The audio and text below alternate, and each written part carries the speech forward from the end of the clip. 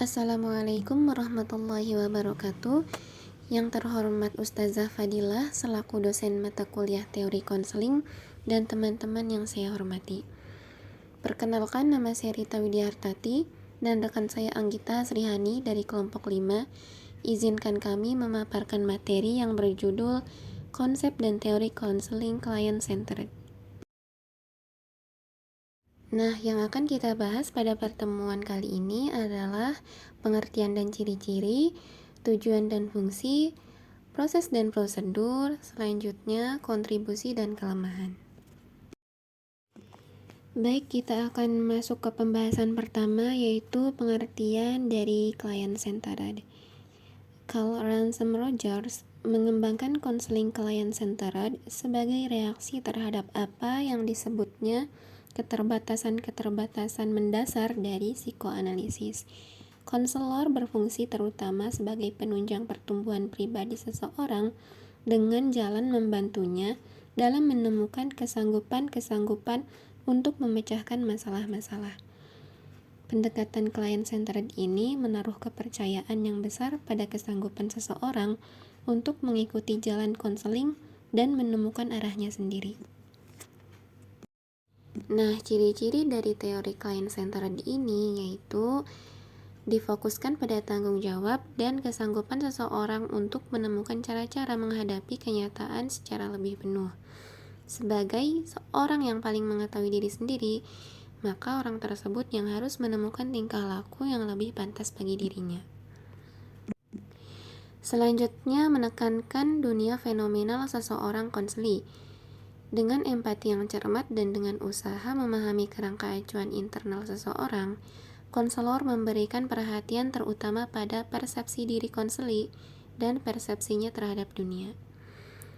Selanjutnya, prinsip-prinsip konseling client-centered diterapkan pada individu yang fungsi psikologisnya berada pada taraf yang relatif normal, maupun pada individu yang derajat penyimpangan psikologisnya lebih besar.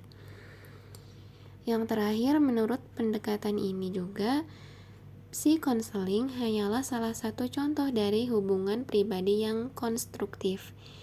Konseli akan melalui hubungannya dengan seseorang yang membantunya melakukan apa yang tidak bisa dilakukannya sendiri.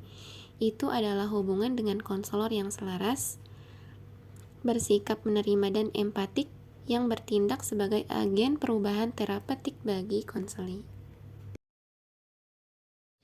Yang selanjutnya ada tujuan dari client centered. Yang pertama ada keterbukaan pada pengalaman. Keterbukaan pada pengalaman menyiratkan menjadi lebih sadar terhadap kenyataan sebagaimana kenyataan itu hadir di luar dirinya.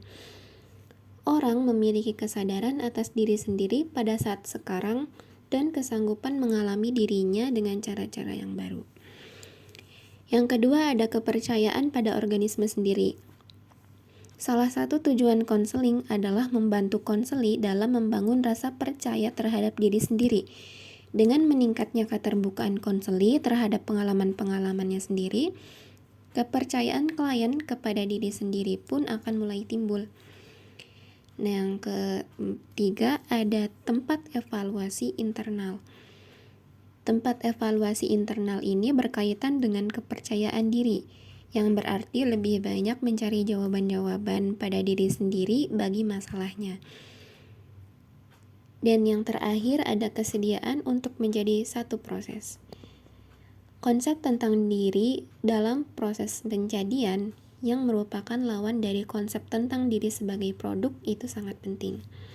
Meskipun klien dapat menjalani konseling untuk mencari sejenis formula untuk membangun keadaan, mereka menjadi sadar bahwa pertumbuhan adalah suatu proses yang berkesinambungan.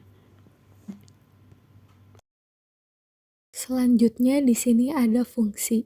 Adapun fungsi konselor adalah membangun suatu iklim terapeutik yang menunjang pertumbuhan konseli. Jadi, konselor client center membangun hubungan yang membantu di mana konseli akan mengalami kebebasan yang diperlukan untuk mengeksplorasi area-area hidupnya yang sekarang diingkari atau didistorsinya. konseling menjadi kurang defensif dan menjadi lebih terbuka terhadap kemungkinan-kemungkinan yang ada dalam dirinya maupun dalam dunia.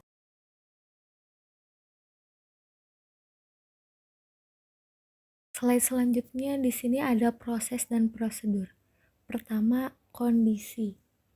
Tampil apa adanya, penghargaan tanpa syarat, melakukan empatik secara akurat. Dan kedua ada proses. Awal perubahan teori formal. Yang dimaksud awal di sini adalah semua dijelaskan proses konseling dan psikokonseling sebagai cara kerja melalui kemajuan yang bertahap tetapi overlap. Kemudian perubahan. Perubahan yang dimaksud adalah perubahan self. Proses konseling berarti pula proses perubahan self-concept dan sikap-sikap cerah self. Konseling yang berhasil berarti bergeraknya perasaan-perasaan yang negatif ke arah yang positif. Kemudian teori formal. Teori formal itu Rogers juga mengemukakan teori formal tentang proses konseling, yaitu konseling secara meningkat menjadi lebih bebas dalam menyatakan perasaan-perasaannya. Kemudian munculnya perbedaan objek dari ekspresi perasaan persepsinya. Dan ketiga, hasil. Peningkatkan dalam penyelesaian psikologis. Kurangnya ketegangan psikis dan pemikiran kapasitas. Menurunnya sikap defensif. Kemudian tingkatnya hubungan yang lebih besar antara self picture dan self ideal. Secara emosional lebih matang dan terakhir lebih kreatif.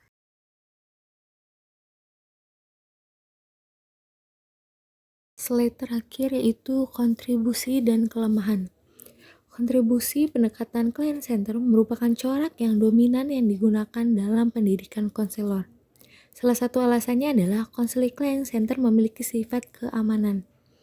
Kemudian untuk kelemahannya, kelemahan pendekatan client center terletak pada cara sejumlah mempraktek yang salah, menafsirkan atau menyederhanakan sikap-sikap sentral dari posisi client center.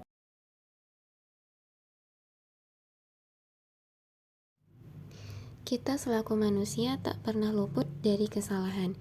Yang harus kita lakukan adalah selalu belajar dari setiap kesalahan yang kita lakukan. Ingat, Sigmund Freud pernah berkata, dari satu kesalahan ke kesalahan lain, manusia menemukan kebenaran. Sekian presentasi dari kelompok kami, semoga bermanfaat. Wassalamualaikum warahmatullahi wabarakatuh.